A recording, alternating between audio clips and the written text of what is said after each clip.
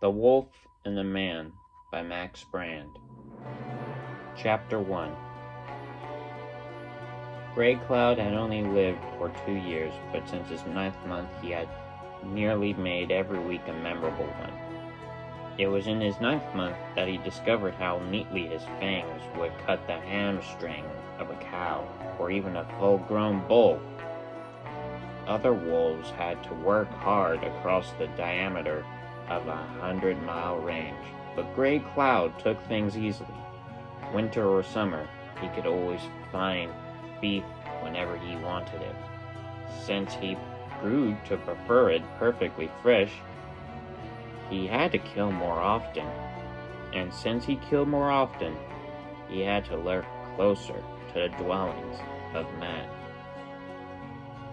The terrible scent of steel and gunpowder was out of the far-drawn horizon of his scenting powers, and nearly always there was the trace of man himself in the air. That taught him lessons all the faster. He was learning, as it were, with a gun at his head, in more senses than one. He was nipped half a dozen times by bullets, but he was never seriously wounded by any of the hundreds of shots that were fired at him. He had discovered that in any distance over 400 yards, he ran little or no danger from firearms. He knew that in the open a horse could run him down, but for that reason he usually chose to hunt where there were rocky hills and such going where he could easily leave horses behind him, and dogs also dropped in the rear. However, the life was close to the surface in them. Henry Morrissey found that out. When the price on Gray Cloud Scout rose to $1,000, Morrissey brought down his pack of hounds, and they nailed Gray Cloud in a little gully. He was not really cornered, but he was tired of running away from the leader. So he turned in the narrows of the little ravine, and when the hunters came by, they found 5 dead or dying dogs on the ground, while the others stood back and growled at a wolf that disappeared again among the rocks. Morrissey went back to the Purvis Ranch that night, and Gray Cloud followed him down. He killed a bull during the small hours of the morning, dined heartily, slept off at the feast inside the Purvis barn, while the dogs howled in rage of fang trails, and came out and nosed up the poisoned carcass the next night. But he was not fooled. They had tried to poison him 100 times, but he knew all about it. He was not really hungry, so he contented himself by drifting in on the dogs and cutting their throats. Morrissey came out and saw him in the moonlight, and thought he was as big as a grizzly bear.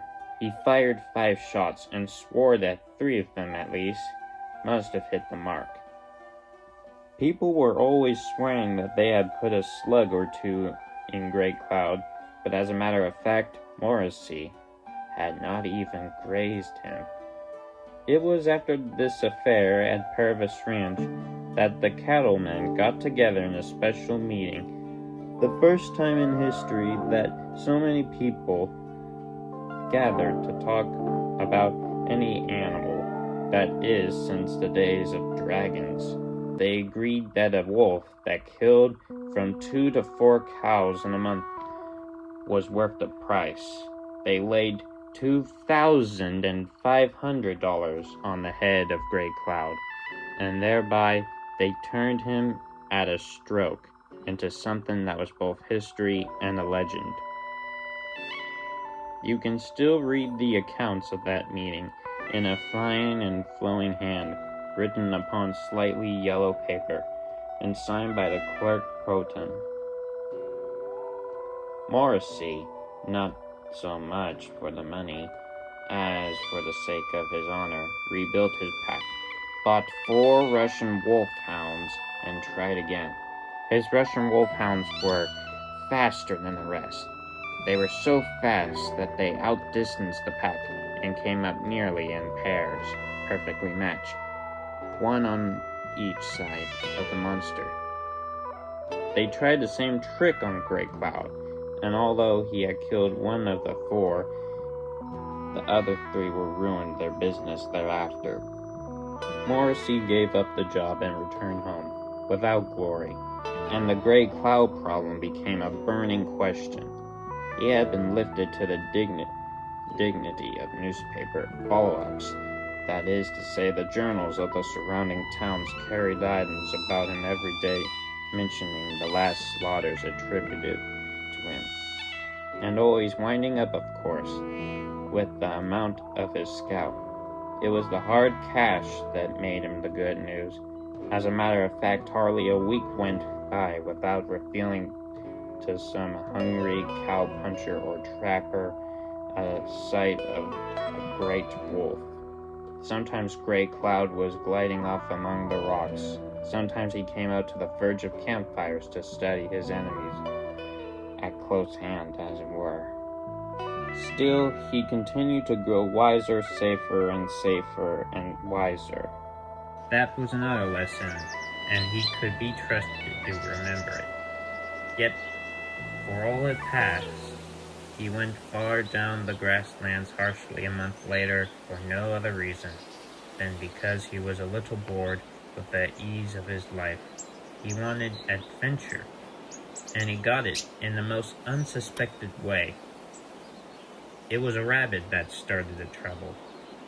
Gray Cloud drifting cautiously over the ridge of a hill, for he knew the danger of showing himself against any skyline.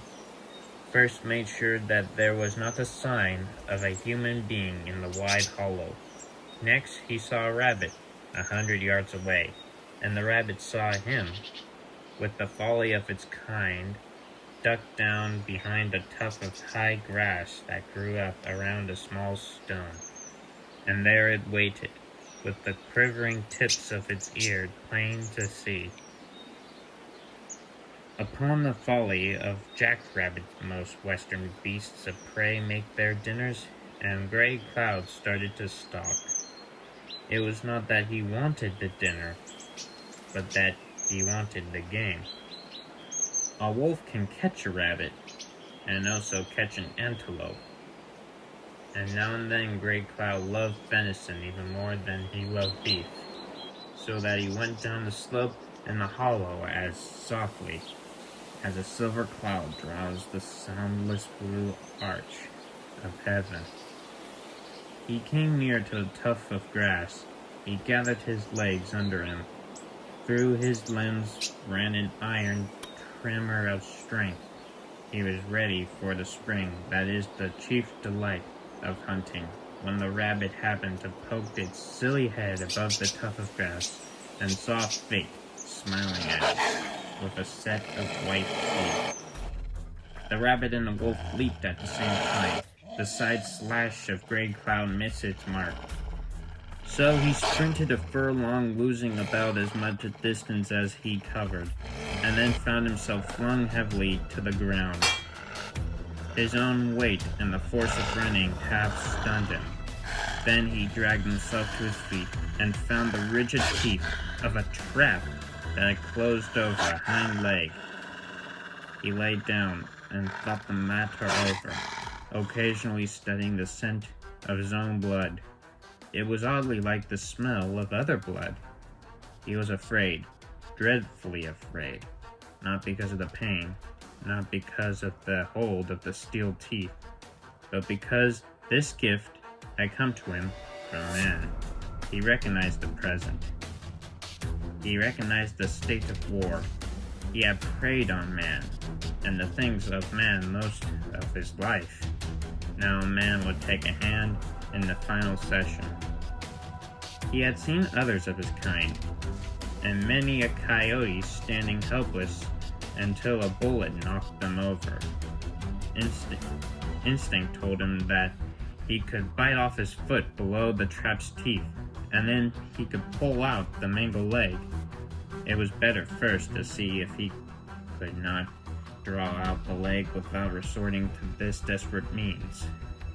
He stood up and then heavily strained at the trap, his lips flaring back with a grin of agony, and as he put it down a forepaw for a second, another trap closed over it with a clank. He could not move. Therefore, after blinking his yellow eyes a few times, he lay down and waited for his fate to overtake him. He lay there for 2 days, burned by the terrible strength of the sun. On the first day, 3 coyotes stopped by to visit him. They could see clearly, though, that he was helpless, and they would gladly have tasted his blood. But when he lifted his great head, they leaped away and fled, their tails down. On the second day, a pair of buzzards began to circle the blue above him. By midday, they were wheeling down, and he could see their naked, ugly heads. He understood that. Also, what beast in the wild does not recognize those living graves that float forever in the thinnest of air? It was early that afternoon, when he had done studying the buzzards, that he noted something else. A taint of smoke and an increased heat coming from the wind. It was a grass fire. That grass was not the only crisp yellow it would be a month later, but it was dry enough and long enough to feed a hot blaze. The loose skin along its back puckered. He turned over on his belly and snarled. It was better to die in any way, better to die under the tooth, even than to endure the fire. The heat, the smoke, the increased momentarily. The sun turned a dull red. Tired of this, he closed his eyes and thought back to happier days, to the day where the wolfhounds had closed on him in the throat of the gullery and had met the deadly flashing of his teeth. But when he looked out again, the sun was blocked away by the head and the shoulders of a young man. End of chapter.